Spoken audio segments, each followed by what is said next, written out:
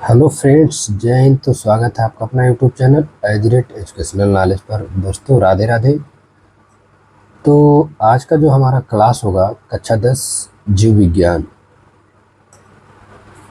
ये अध्याय पहले भी हम करा चुके हैं, लेकिन इस अध्याय में कुछ प्रश्न हमारे छूट गए थे या उस वीडियो में कंप्लीट नहीं हो पाए थे।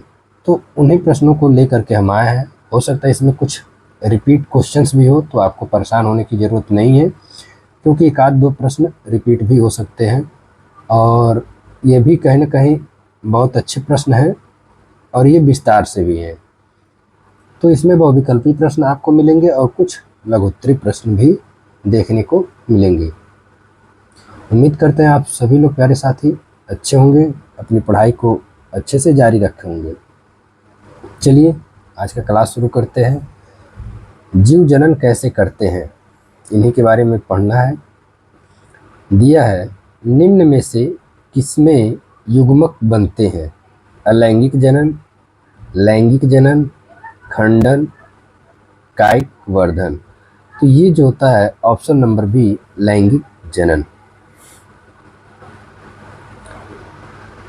प्लाज्मोडियम किस प्रकार जनन करता है? मुकुलन, द्विखंडन, ऊतक संवर्धन, बहुखंडन। तो प्लाज्मोडियम जो होता है वह जनन बहुखंडन विधि द्वारा करता है। Option number D.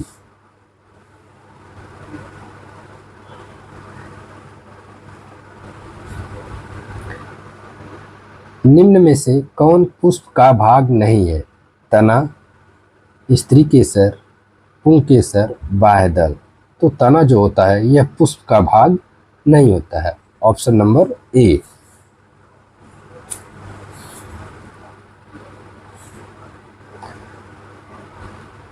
अगला प्रश्न, जीवों के लिए जनन आवश्यक है क्योंकि उस एकल जीव को जीवित रखने के लिए, उनकी ऊर्जा आवश्यकताओं को पूरा करने के लिए, वृद्धि करते रहने के लिए, स्पीसीज को पीढ़ी दर पीढ़ी बनाए रखने के लिए। तो ऑप्शन नंबर डी, ये अपने पीढ़ी दर पीढ़ी यानी अपनी पीढ़ी को आगे ले जाने के लिए। सीधी बात ये होता है कि वह अपने पीढ़ी को आगे बढ़ाने के लिए क्या करते हैं?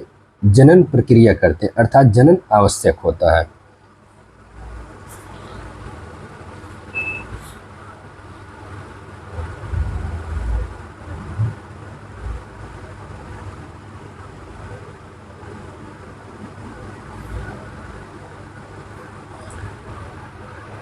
लिस्मेनिया में एक कोशिका का जनन के समय बहुत सारी कोशिकाओं में बट जाना क्या कहलाता है?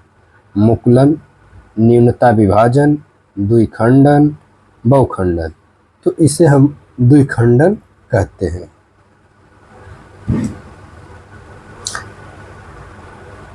अगला प्रश्न,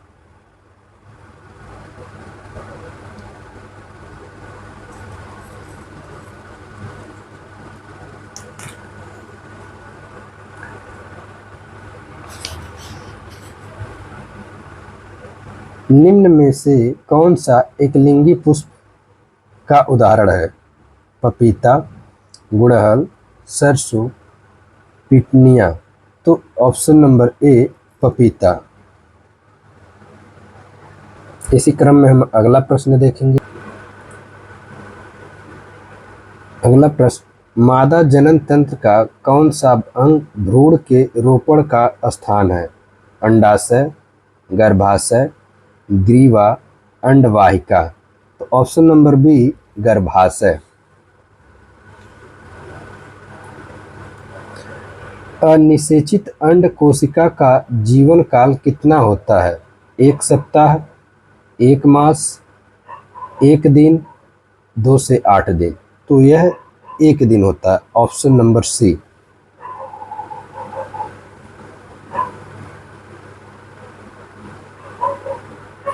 एक तस्तरीनुमा संरचना जो गर्भाशय की भित्ति में भ्रूण को ऑक्सीजन को स्थानांतरण के लिए सतह देता है।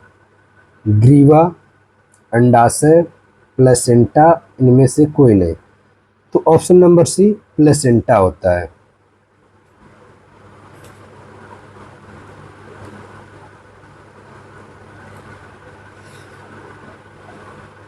अब यहाँ से हम लोग अति लघुत्तरी प्रश्न देखेंगे। अच्छे से प्यारे साथियों आप लोग क्लास करिए, क्योंकि अब देखिए इतना समय नहीं है कि प्रश्नों को विस्तार से पढ़ाएं, एक एक हेडिंग को समझाएं। बस प्रश्न उत्तर उस अध्याय के करा रहे हैं और कोशिश करते हैं कि आपको समझ में भी आ जाए। अब अगले नए सेशन से आप लोग को चैप्टर वाइज पढ़ने को, एक एक हेडिंग एक एक अध्याय समझने को अच्छे से टाइम भी रहेगा और मौका भी मिलेगा। दिया है प्रजनन के दो प्रकार बताइए। प्रजनन दो प्रकार के होते हैं, पहला लैंगिक प्रजनन और दूसरा अलैंगिक प्रजनन।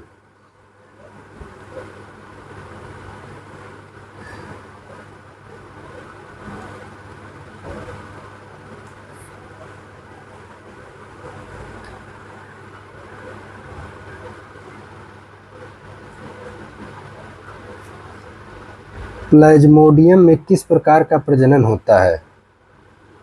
प्लाज्मोडियम में अलैंगिक और लैंगिक दोनों तरह का प्रजनन होता है। यह एक द्विजनशील प्रजाति है, यानी यह अपने जीवन चक्र को दो अलग अलग मेजबानों में पूरा करता है। इसी को हम बोलते हैं प्लाज्मोडियम प्रकार का प्रजनन। अगला प्रश्न, एक लिंगी व उभयलिंगी पुष्प में अंतर बताओ। अच्छे से प्यारे साथियों देखिए, और नोट डाउन करना चाहते हैं तो कर सकते हैं, क्योंकि इससे कुछ अलग प्रश्न के उत्तर होने वाले नहीं है और ना इससे सरल और आसान। एक लिंगी फूल, पहले एक लिंगी समझेंगे फिर उभयलिंगी। एक लिंगी फूलों में या तो पुंकेसर या स्त्री केसर में से कोई एक जननांग होता है। एक लिंगी फूल दो तरह के होते हैं, जिनमें केवल पुंकेसर होते हैं उन्हें नर पुष्प कहा जाता है। जिनमें केवल स्त्री केसर होते हैं उन्हें हम मादा पुष्प कहते हैं या कहा जाता है। अब देखते हैं द्विलिंगी क्या होते हैं। द्विलिंगी पुष्प या फूल, जिन फूलों में पुंकेसर और स्त्री केसर दोनों होते हैं उन्हें द्विलिंगी फूल कहते हैं। यानी एक लिंगी में या तो पुंकेसर होगा या तो स्त्री केसर होगा, लेकिन द्विलिंगी पुष्प या फूल में क्या होते हैं, पुंकेसर और स्त्री केसर दोनों उपस्थित होते हैं। द्विलिंगी फूल स्वयं परागण करेगा, यानी जो द्विलिंगी होते हैं वह स्वयं परागण कर सकते हैं। इनके कुछ उदाहरण हैं, जैसे गुड़हल के फूल, गुलाब, सरसों, टमाटर, बैगन, लिली, ट्यूलिप, सूरजमुखी द्विलिंगी पुष्प के उदाहरण है या मुख्य उदाहरण हैं।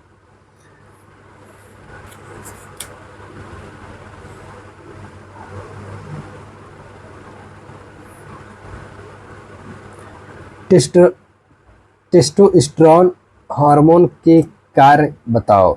टेस्टोस्टेरोन हार्मोन का कार्य मांसपेशियों के विकास, वसा के वितरण और हड्डियों के स्वास्थ्य को दुरुस्त रखना है। इसके अतिरिक्त यह हार्मोन पुरुष प्रजनन क्षमता को स्वस्थ रखने का भी पूरा वीडियो नहीं आ रहा था, स्वस्थ रखने का भी कार्य करता है। ये देखिए, टेस्टोस्टेरोन एक हार्मोन होता है, यह हमारे शरीर में मांसपेशियों को मजबूत बनाने और हड्डियों को स्वस्थ रखने में और हमारी क्षमता को बढ़ाने में क्या करता है, अपनी भूमिका निभाता है। बहुत ही अच्छा प्रश्न। फूल के विभिन्न भागों के नाम लिखिए। फूल के मुख्य भाग ये हैं, बाह्यदल, पंखुड़ियाँ, पुंकेसर, अंडप या स्त्री केसर। अब पुंकेसर के जो भाग होते हैं उन्हें उसमें परागकोश और तंतु होते हैं। अंडप के जो भाग होते हैं उसमें वार्तिकाग्र, वर्तिका, अंडाशय और बीजांड होते हैं। बाह्यदल का चक्र जो होता है वह क्लैक्स होता है। तो ये फूल के कुछ मुख्य भाग थे, अच्छे से याद कर लीजिए, और इनका अलग अलग कार्य भी होता है। तो ये जब हम अध्याय को स्टार्टिंग से पढ़ेंगे हेडिंग वाइज, तो वहाँ अच्छे से पढ़ाएंगे क्या पुंकेसर है, क्या अंडप है, क्या बाह्यदल है, इसका क्या कार्य है, कैसे क्या क्या होता है। चलिए अगला प्रश्न देखते हैं। ऊतक संवर्धन क्या है? ऊतक संवर्धन किसी जीव के ऊतकों या कोशिकाओं को मूल जीव से अलग करके कृत्रिम माध्यम में उगाने की तकनीकी है। इसे माइक्रो प्रोपेगेशन भी कहते हैं। पौधे के लिए ऊतक संवर्धन को प्लांट टिश्यू कल्चर भी कहते हैं, यानी जिन्हें हम कृत्रिम विधि से क्या करते हैं, उगाते हैं। भ्रूण लिंग निर्धारण क्या है, इसे क्यों निषेध किया गया? ध्यान से समझिएगा। भ्रूण लिंग निर्धारण का मतलब है गर्भ में पल रहे बच्चे का लिंग पता लगाना, यानी जो गर्भ में रहता है भ्रूण, उसके बारे में उसके लिंग का निर्धारण करना या पता लगाना कि वह क्या है। यह एक खतरनाक प्रक्रिया है और इसे भारत में गैर कानूनी माना गया है। भ्रूण लिंग निर्धारण को निषेध करने के पीछे कई वजह हैं।